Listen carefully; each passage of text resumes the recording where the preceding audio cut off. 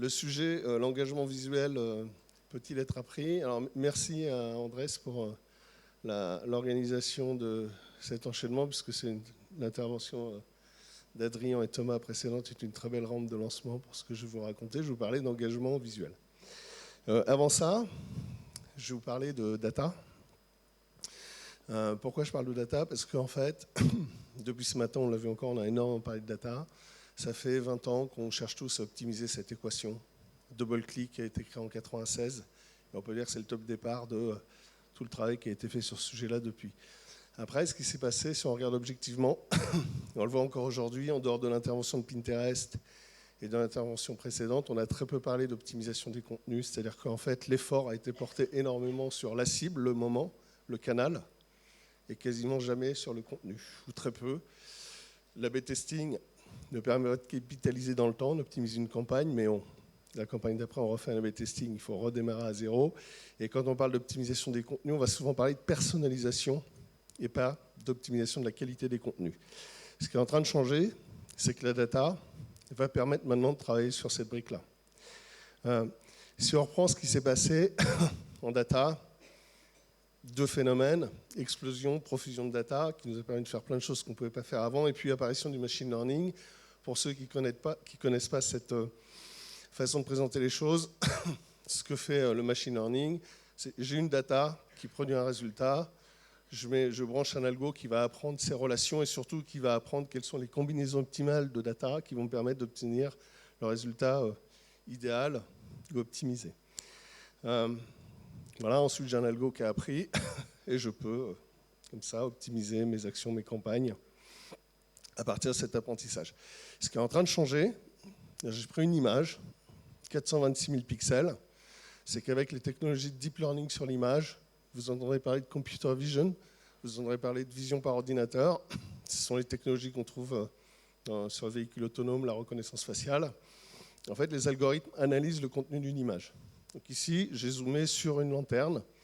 Et en fait, ce qu'ont fait les algos, ils vont analyser la composition des pixels et ils vont dire ça, ils vont apprendre que ça, c'est une lanterne. D'accord ? Et quand j'ai fait ça, je vais pouvoir faire pas mal de choses. Nous, on travaille sur 3000 dimensions sur l'image, qui sont, pour certaines, restituées ici, saturation, profondeur, luminosité, etc. Tout ça, ça devient de la data. Je vais vite, le timing étant serré. Et donc, ce qu'il faut comprendre, c'est que maintenant, l'image, c'est de la data. Et donc, je peux faire tourner ce cycle d'apprentissage et d'optimisation. Par exemple, je peux comprendre ce qui va générer l'engagement. On va prendre un exemple. Ce sont deux images très engageantes qui ont généré des volumes de likes phénoménaux sur Instagram, dans leur domaine. Et ces deux images ont quelque chose en commun du point de vue de l'image science. Je peux vous demander de chercher, on n'a pas le temps. En anglais, ça s'appelle saliency. La science en français, qui est un mot que vous ne connaissez certainement pas, c'est la capacité qu'a l'image à attirer l'œil sur les éléments d'information importants. C'est clé dans la communication, notamment dans l'univers du luxe, attirer l'œil sur l'élément d'information important. Et ça, c'est un élément engageant, très important quand vous travaillez sur ces univers. Enfin, ce qui fait que vous allez générer de l'engagement. Un deuxième exemple plus simple, dans l'hôtellerie, on a les équipes Accor présentes dans la salle. Beaucoup d'images viennent d'ailleurs des enseignes Accor. On a Sofitel, One Fine Stay. Ces images sont très engageantes sur une thématique qui est intérieur d'hôtel ou bedroom. Pardon. Et en fait, elles ont en commun, et les algos vont aussi pouvoir le mesurer, la profondeur. 3 niveaux de lecture, premier plan, deuxième plan, troisième plan, etc., etc. Je pourrais multiplier les exemples. Alors, donc, ça permet de comprendre. Ensuite, ce qu'on va chercher à faire, on est des data scientists, on va chercher à apprendre. Et ici, on va prendre un exemple. Ce sont des images, là encore, très engageantes sur Instagram. Elles font partie des 1 pour 1000 images les plus engageantes et elles génèrent 50 fois plus de likes que la moyenne des images sur Insta. Nos algos vont apprendre ces codes. D'accord ? On leur apprend que ça engage. Vous trouvez, tiens, étonnamment, des lanternes à différents endroits.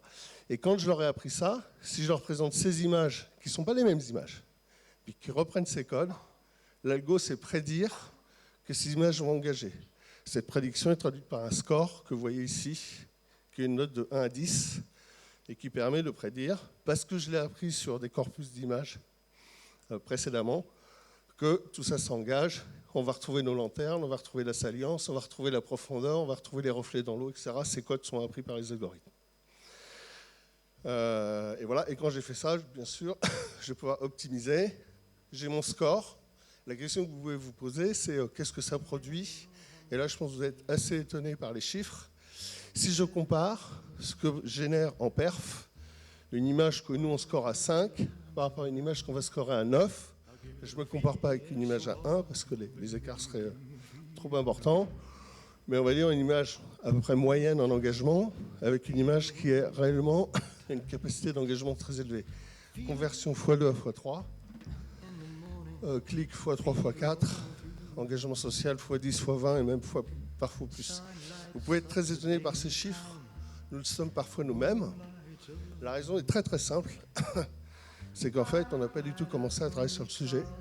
Et donc, maintenant, les technologies permettent de le faire. Donc, vous avez à droite 20 ans d'expérience. Et quand je parle avec les acteurs de l'écosystème, ils vous le disent ou pas, mais globalement, on sature tout ça. On n'arrive quasiment plus à aller chercher de l'incrément. Et sur la gauche, une terre inexplorée et une nouvelle forme d'exploitation de la data science. Et je crois que j'ai respecté le timing et j'en ai terminé. Merci.